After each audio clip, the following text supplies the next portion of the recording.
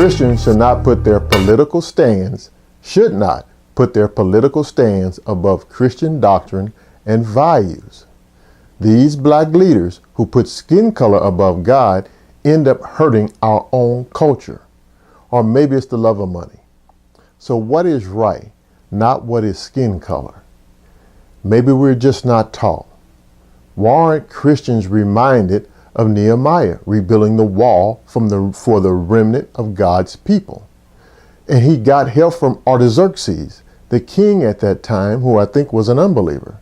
How about Donald Trump and the wall? Why aren't Christians reminded of the Tower of Babel, where God broke up globalism? All you Christians, ain't you supposed to be loving? Doesn't God want world peace? Doesn't he? Doesn't God want everybody to come together to protect the environment? How can you do that unless we get all together, all the world? How about economy and one money, $1 bill. You don't have to have all these different currencies. It makes sense to me. And all the foods and the cool culture we can all enjoy. And I like that food. I like that food. and look at all the people you Christians can witness to. All those people out there, all those people. And don't the land belong to people? Don't the land belong to people? Oh, that's what makes sense to me. On the surface, that sounds good, bullheaded. The question is, what kind of government would it be? Socialism? Communism? Capitalism? See the division? What really divides men? No matter the race or skin color, what is the fundamental belief or ideology of the person, group, or nation? What is right? What is wrong? What is the religious belief of a person, group, or nation? Is the love of money and power involved? What is morals? What belief system do people unite by? This is true division of people. This is what builds or destroys and makes wars. Thus the different nations and government. Why would a sovereign, successful nation want to allow people that don't care about our Constitution or capitalism, slowly destroying what made this culture? What's worse is when people who have thrived by our Constitution and capitalism push for socialism and the like. The ills of globalism. In the Bible, the Tower of Babel was headed up by Nimrod, who became sort of a god, against the one true God. The Tower of Babel's headquarters would have been godless. This happened just before Noah's time and started again in Sodom and Gomorrah.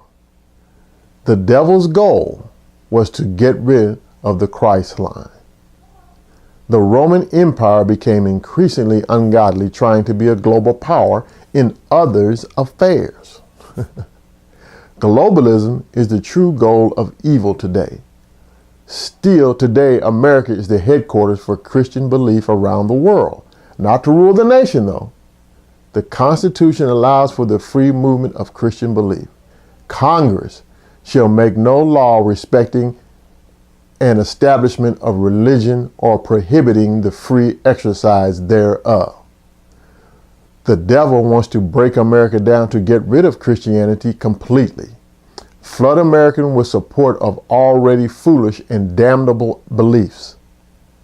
Globalism must get rid of Christianity to get people together through secularism, often against nature itself or natural law. Notice the person's belief on most people who are for globalism and don't want the wall. If they claim a God, they are agnostic. They invent their own morals against God.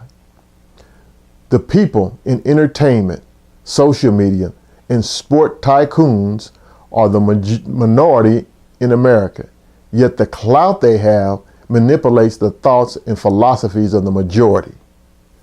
Because of that, the devil plays a big role in this industry to manipulate them unaware in some cases. They make their money worldwide, so they think globally. Economic trade and agreement between countries is okay, but don't cheat the American people in the process. Globalism will get their wish after Christians are gathered together.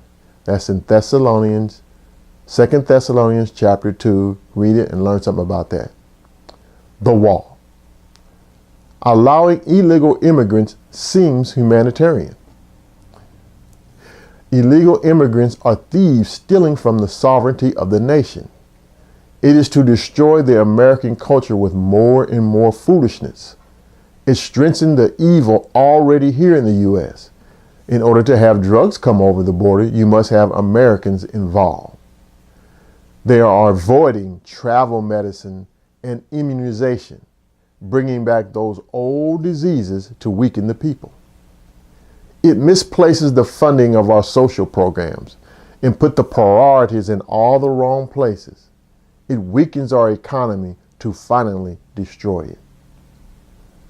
Remember, God's good is always surrounded by evil so that you miss the truth. Like with honest and fair capitalism, the devil will put evil people in place to make it look bad. They make and manipulate the laws. The devil makes these people richer. If Christians understood some of the records in the Bible, we would vote in people that would keep America first and recognize those who would abuse and manipulate laws against us. In Job chapter 2, verse 2, and the Lord said unto Satan, from whence comest thou? And Satan answered the Lord and said, from going to and fro in the earth, and from walking up and down in it. God has a remnant of people today. Our Constitution keeps us free to worship. We pray for this country so that even the unbelievers are blessed. Globalism is very evil. It will cause America to compromise on the very thing that makes it strong. A country without a wall brings in illegals that will not raise their kids to respect the Constitution and help vote in all kinds of evil by their children's children. Kids without history pushed by the devil to high political offices. Electronic surveillance does not stop. It records and observes. I watched this gang come in a department store and grab a rack of clothes and run out. When they crossed the door, the alarms went off. The surveillance camera picked them up. They jumped in a waiting car and got away. They have a good report, but no barrier stopped them. Laura Ingrams has a good look at this from a secular point of view, resisting globalism and winning. If you are a Christian, what are you thinking about? You cannot use the word love to break God's order. It is keeping God's order that is love, keeping his commandments.